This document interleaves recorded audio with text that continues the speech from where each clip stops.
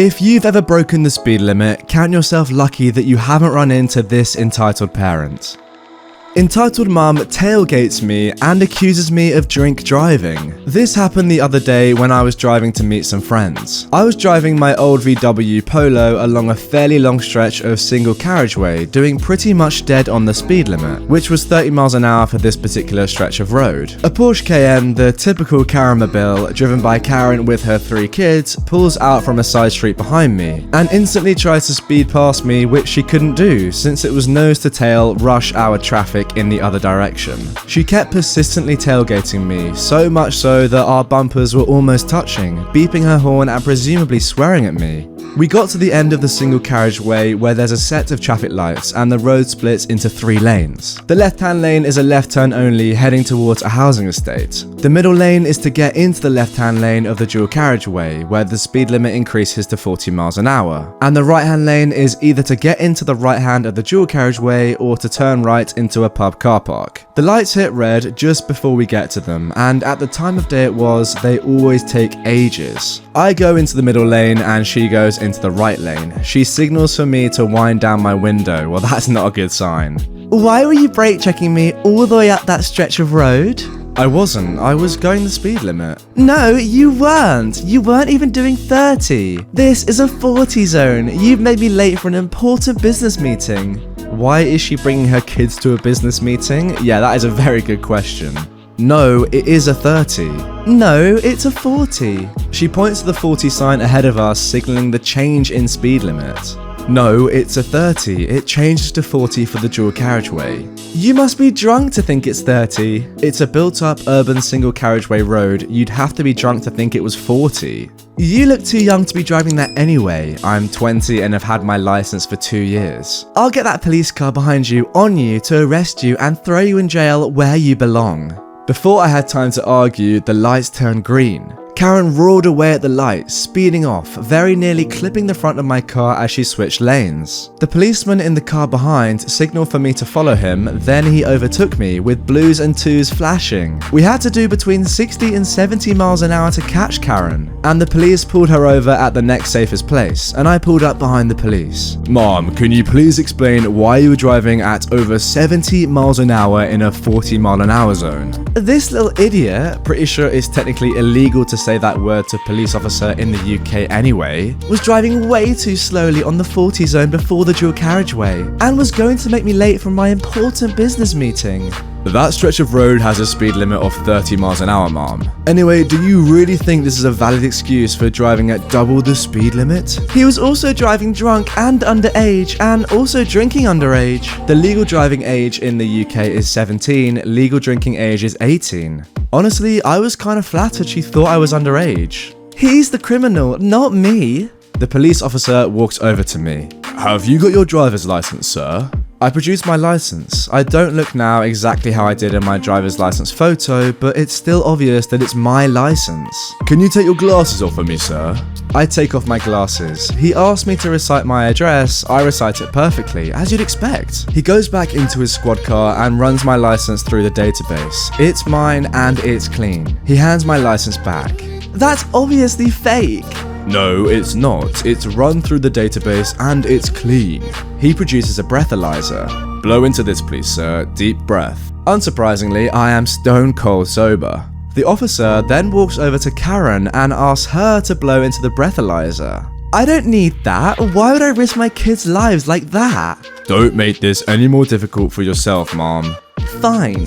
Karen blows into the breathalyzer, twice the legal drink drive limit.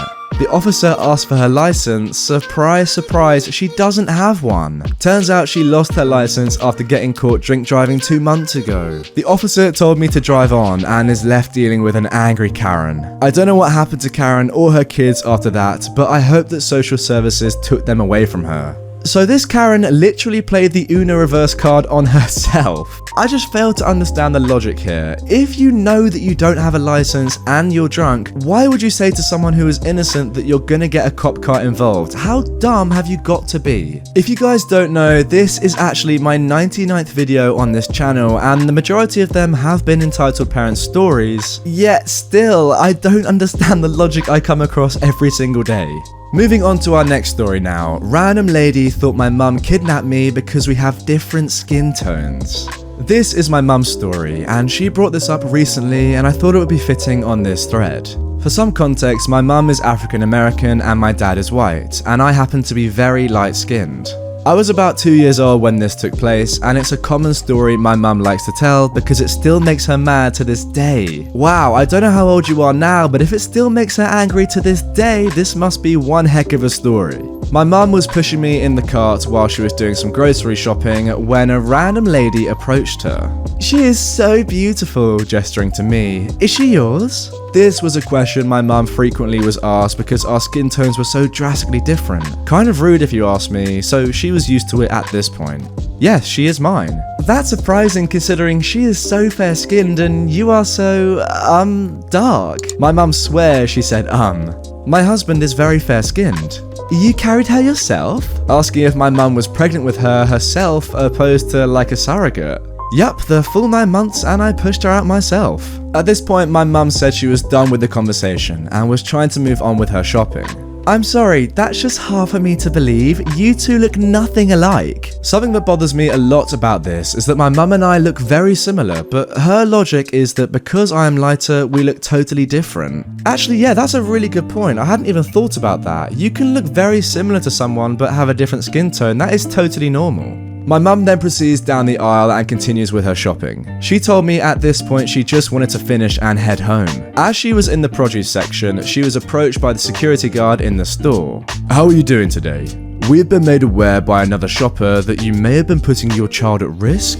Oh my god, this lady actually reported her? My mum said that the random lady was standing on the other side of the produce section watching the confrontation. My mum then explained the conversation that she had with the lady and that she would never do anything to put me at risk, and the security officer let her go. As the security officer started to walk away, she saw the random lady approach him, and it looked like she was upset he didn't do what she wanted, whatever that was. My mum just paid for the food and left. Yeah, at that point there's nothing else you can do. When someone is so entitled, just get out of there and go home. And moving on to the final story of today's episode, Entitled Mum wants me to stop treating my young adult children as adults. So a little backstory is in order.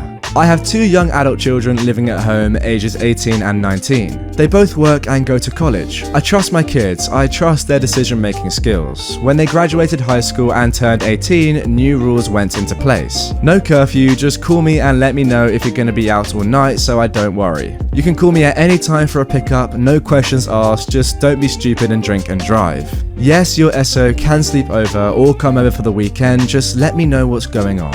Pay a small rent during the summer when you are working full-time and pay your part of the car insurance. You have your chores, I have mine, we all work together. I tell them if they are being annoying and they listen. In turn, I listen to them. There is very little fighting or arguing in my house. This is their time to spread their wings and learn how to be a responsible adult and have me as a safety net. Well, before we even get into the entitled story proper, I just want to say this mum knows exactly what she's doing. As some of you know, I'm 21 now and have left university, now living at home. And my parents are exactly the same as this mother. They understand that I'm an adult now and that's just great. Anyway, lately one of my kids' SOs has been spending a lot of time over my house. He is here pretty much all the time. Oh, and in case some of you may not know, SO stands for significant other, so boyfriend or girlfriend in this situation.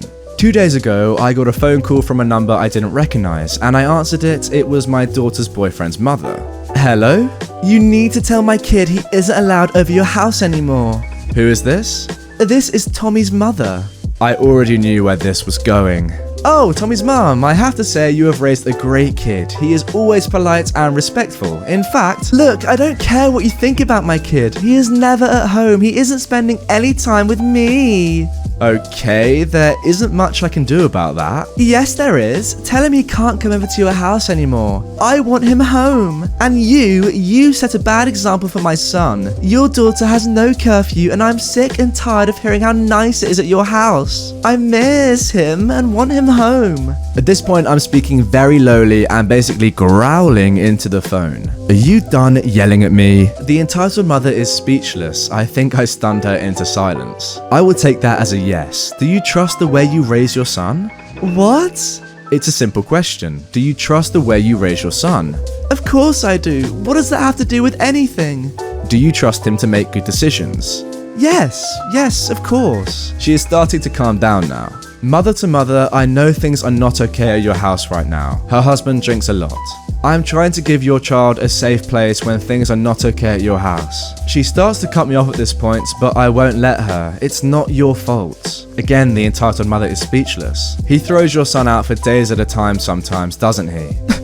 Yes. I can hear her choking back the tears. Do you need someone to talk to? Would you want to go out to lunch? That way you can feel safer knowing whose house your son is at and that he is safe. That would be okay. We were on the phone for about an hour after that. What started out as an entitled mother was just a scared woman feeling very alone. Sorry there wasn't any righteous retribution, but I think it turned out okay. I'm going to try and get 19-year-old Tommy's curfew changed from 10 PM to midnight, and maybe he can stay over for a weekend. And what a way to finish off our 100th episode on the channel with the most wholesome story I think I've read so far. Maybe there's a lesson for us all in here. If you treat an entitled parent with respect and be kind to them, maybe they're just normal like the rest of us. Anyway, before we end today's video, I just want to say a huge thank you to every one of you for, subscribing, watching all my videos. It's just incredible. I never ever would have thought I'd make 100 videos on this channel. That's a mind-blowing amount for me. Let alone the fact that I've got an insane loyal fan base now of all you guys with over 130,000 subscribers. It's just ridiculous. On top of that, we've got the gaming channel running smoothly now, and I'm really enjoying posting Minecraft on there. Go and check it out if you haven't done already. With that being said, that is the end of this video. Thank you so much for supporting the channel over these 6 months or so. It's been an amazing journey, and I hope you stay around for some more.